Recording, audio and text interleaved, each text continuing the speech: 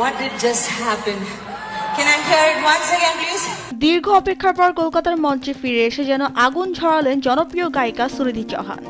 Aquatica গ্রাউন্ডে আয়োজিত সেই জমকালো কনসার্টে তার কণ্ঠ, উপস্থিতি আর পারফরমেন্সে মুগ্ধ হয় দর্শকরা। শুরু থেকেই একের পর এক গানে দর্শকদের মাতিয়ে রাখছিলেন তিনি, যেন মঞ্চটাই তার নিজের জগৎ।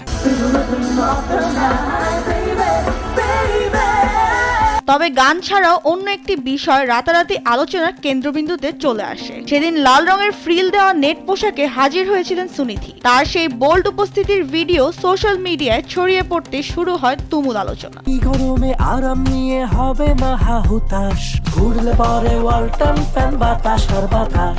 অনেক নেটিজেন তার পোশাকে কুরুচিপূর্ণ বলে মন্তব্য করেন এবং কমেন্ট বক্স ভরে যায় নানা নেতিবাচক প্রতিক্রিয়ায়। যদিও এই সমালোচনার বিপরীতে গায়িকার পাশে দাঁড়িয়েছেন অসংখ্য ভক্ত। তাদের মতে পুরো বিষয়টি ভুলভাবে উপস্থাপিত হয়েছে, এমনকি ক্যামেরার অ্যাঙ্গেলেও বিভ্রান্তির কারণ হতে পারে।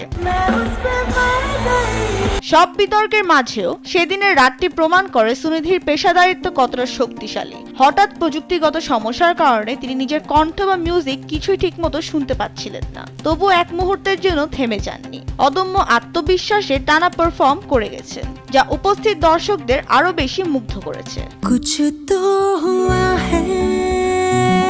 বিনোদন ডেস্ক, কালবেলা।